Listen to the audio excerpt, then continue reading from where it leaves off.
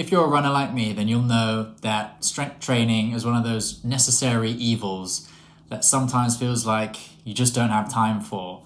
But I've learned the hard way that strength training is important, and it's really valuable to have at least one day per week dedicated to some strength training. And obviously, if you're a runner, you're going to want to make sure that strength training is specific to running. What I wanted to do today is just share a few different exercises that I do and have done in the past to help me prevent any injuries and just strengthen my legs so that when I am pushing hard on those sessions outside, hitting the pavement hard, that I can stay injury free and keep on running. Because for me, that's the most important thing, the ability to keep running year on year. I'm by no means an expert. These are just exercises that I've picked up over the past year of running. In this video, I'll focus on the 4 major muscle groups for running in your legs. Of course, there's loads of other sort of nuances, and I definitely encourage you to go and do some of your own research. But if you're just looking for some basic exercises, ones that you can do at home or in the gym, then this video is going to be for you. What I wanted to start with is what I think is the biggest muscle in your legs, which is your quads.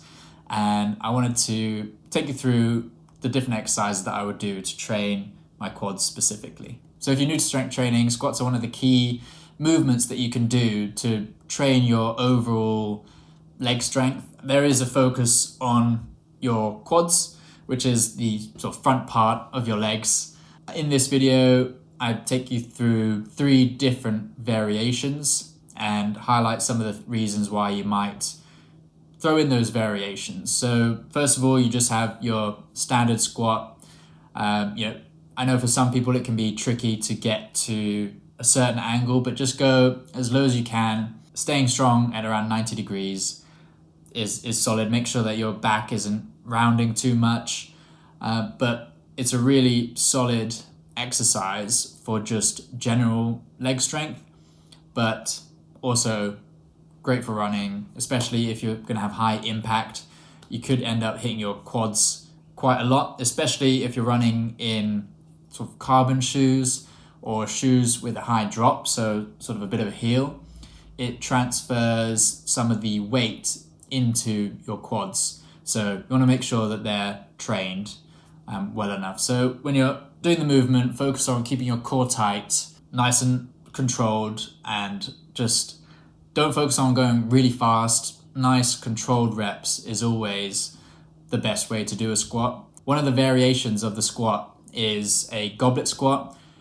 I'm not sure if it's exactly just doing it with elevated heels, but it's the way that I've done it.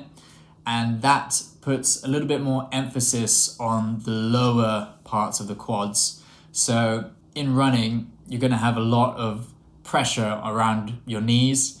So you're going to want to strengthen that area. Goblet squats are a good way to do that, to focus the weight into the sort of lower part of the quad, closer to the knee. And yeah, I just use a book to elevate my heels. If you have anything similar, you could do that. If you're in a gym, you could use a weight, for example. And you can start with these exercises, just no weight. You can even use them assisted. So if you've got something that you can hold on to, that can be a really good place to start. One other variation, which is quite interesting, is a more wider stance. So you usually want to have your legs sort of shoulder width apart, maybe slightly wider, just slightly wider than shoulder width apart for a normal squat. If you then take your feet slightly further out, point your toes out just ever so slightly, that is a squat that really focuses on your inner thighs and your glutes a little bit more. Still involves your quads, but it can be good to do different variations of the squat. So you might one week do a regular squat, the next week do goblet squats, and then the week after that do sumo squats, and then repeat. So definitely recommend trying out the different variations, see what feels good for you, and then just stick with it. I think that's the most important thing, is find what is comfortable for you, and an exercise that you're gonna do is much better than any exercise that you won't do. Another exercise that you can do is called Nordic. I'm not entirely sure what the name is, to be honest, but essentially you're on your knees, you're standing upright and then you slowly lean back. I'll admit this one is quite intense, so I probably wouldn't do it if you're just getting started. But even just a slight lean back, so you're on your knees, you lean back ever so slightly, come back up. It's a really good exercise for, again, training that area around the knee and just activates your muscles in a slightly different way. Definitely recommend doing that, but do be careful. I think it can be easy to lean too far back and you don't want to fall over or anything like that. So do be careful doing these. Now, this next exercise is one that I'd absolutely recommend that you have in your strength routine. It's called heel taps or leg drops. You essentially have an elevated surface. Again, I just got another book, so I'm slightly more elevated. Keep your core nice and tight and then just slowly bend one leg, the elevated leg, and straighten your other leg so that your heel touches the floor. And I think that's a really good exercise and one that's really helped me to strengthen my knees in the past. I've had some knee pain just every now and then, and I think this exercise, just through some solid repetitions, maybe about 10 on each side, has really helped to strengthen that area. Do this on both sides. I think it's a really good exercise for strengthening those knees. Another exercise, which is more focused on single leg, is the split squat. So you can do this standing up, you can lunge forward, you can lunge back, or you can literally just do it stationary, which may be easier. Again, this one is really good. It does also throw in the glutes. So if you lean forward a little bit more, then you'll use your glutes more, which I'll talk about in a bit. But if you stay upright, you'll focus on the quads, and it's going to be a really good one for throwing in a little bit of stabilization. Because it's single leg, you have to use those smaller stabilizing muscles. So it's a really great one. And again, just focus on nice controlled reps. That's always the most important thing. So essentially, those are the exercises that I will use to train my quads. So the glutes. The glutes are pretty much a foundation of running, and if these aren't firing correctly, or if you're not been training them specifically, then you're really going to want to focus on them. Again, they're one of the main muscles that you use in running. So glutes are really important, and the first exercise I recommend is a glute bridge. So this is fairly standard. Plant your feet on the ground and then just lift your hips up. Try and focus on not arching your lower back, keeping your core tight, and just sort of tucking your hips under can be really helpful to get that focus on the glutes. And from there, do as many reps as you feel comfortable. But again, typically with these things, I recommend 3 sets of 10 reps as a starting point. If it's feeling too tough, do slightly less. If it's feeling easier, do slightly more. If it's feeling really easy, you can then work your way towards single leg glute bridges. These are pretty tough because 1, it's single leg, but 2, you've also got to think about balancing as well. So again, you want to try and keep your hips level, bring your hips up, and then just bring it down. Again, nice and smooth, as with all the exercises. The next one, which I think is really good and kind of focuses on your side glutes, I suppose, is the crab walk. So if you have a band, put it around your feet and just take steps. I'd recommend trying to do slightly more in one direction than just going one step. So 10 steps to the left, 10 steps to the right, if possible, if you've got the space for it. Otherwise, just do what you can. But this one is really good, and you'll be very surprised how quickly the lactic and the sort of tiredness builds up. Definitely one to throw into your strength training routine. And I think it's just one of those ones. Running literally is just single leg over and over and over. So you really want to make sure that you're getting in that variation in the strength training so that you can keep on running. Another exercise that you can use with a band is sort of a kickback. This one is fairly simple. Just put the band around your ankles. Try and stay quite upright. I know I often lean forward too much, but you just want to pull that other leg back while the other leg stays planted on the floor. This one is also really good because it involves a bit of balance, which is always really important and really good to have into your strength training. This one, again, you're going to be surprised. You might not feel it on the first few reps. I typically don't, but once I start getting to that sort of 8-9 reps, You'll feel it on the leg if you're doing it right, the leg that you're standing on. It's a really good exercise and highly recommend to try this one if you haven't already. Now, one of the other muscle groups, the hamstrings. These can be very easily neglected and forgotten about. You never see them, so why should you train them? But in running, you really want to make sure that you're training everything fairly equally and getting a good heel lift where obviously you're using your hamstrings. That can really help you to have good mechanics. I think when you're running, again, I'm not an expert, so please do correct me in the comments if I'm wrong with any of this stuff, or if there's anything that you would suggest differently, or if you've got more experience with it, please let everyone know down below. That'll be very helpful, and I'm always open to learning new things as well. The first exercise for the hamstrings is very simple, and it's just a hold with two legs on a raised surface. So you'll be sort of like this with your heels at one side. You can do this on a sofa, on a chair. At the gym, you can use like a platform. It's just a hold to strengthen your hamstrings and essentially the whole backside of your body, which is really important. And this one you can also do with a single leg.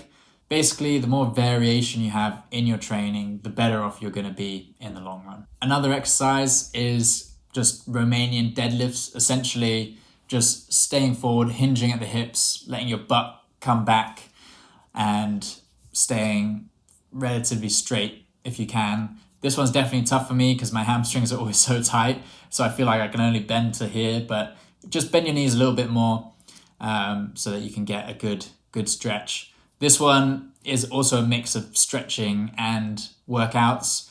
Nowadays, I can't really do much more than just no weight, but if you're looking to throw in weight, start with just double leg, then you can progress to single leg Romanian deadlifts or RDLs, and from there, you can add weight in, and it can be quite fun to start building that weight in once you get used to the exercise, once you got the form right. And again, keep the core tight. It's always really important when you're doing this stuff that your core is fairly tight.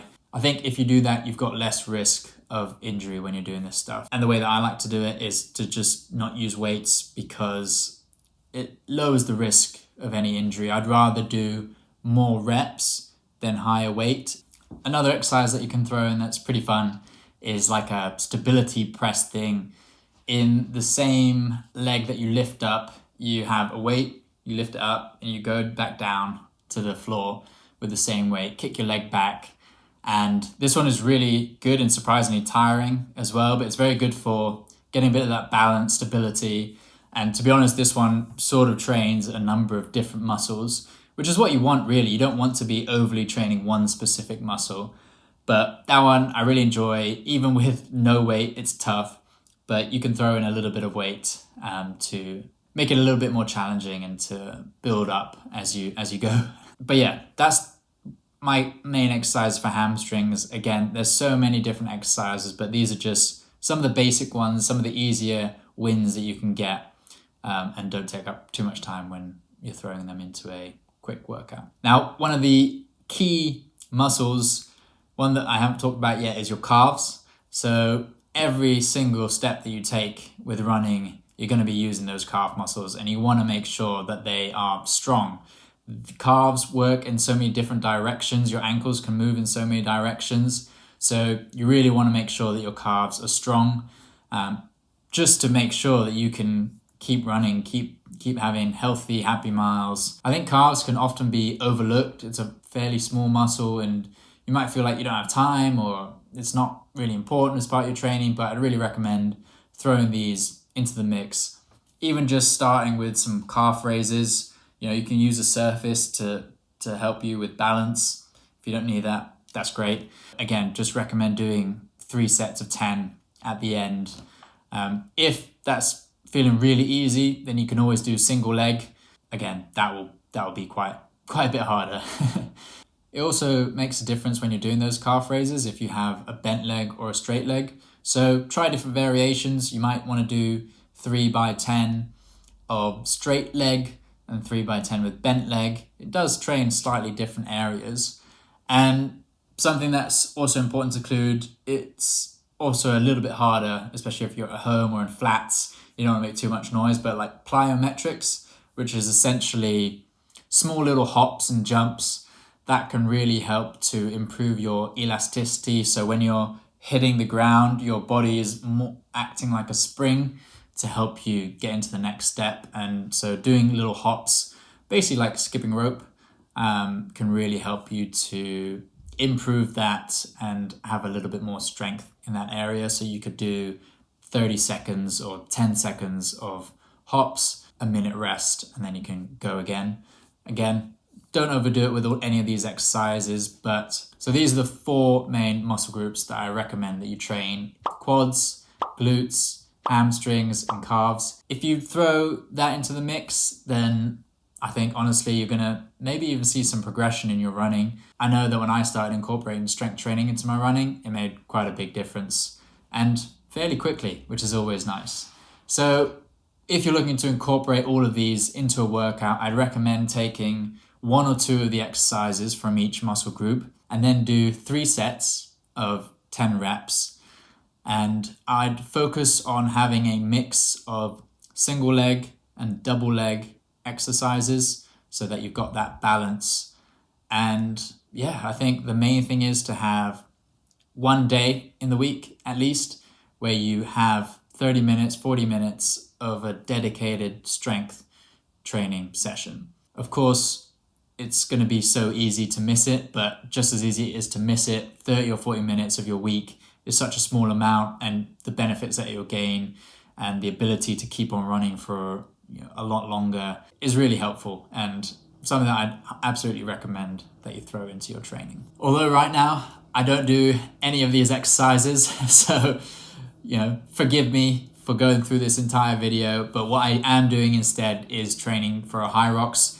There's a lot of different compound movements involved, and squats, lunges. I'm very excited to keep training. If you can, incorporate these exercises into your workout. Let me know if you've got any specific training routine, if there's any exercises that you think other runners should be integrating into their strength training, or what you did starting out with strength training and running. Best of luck with your training. Best of luck with getting stronger, and I'll see you in the next video. Bye.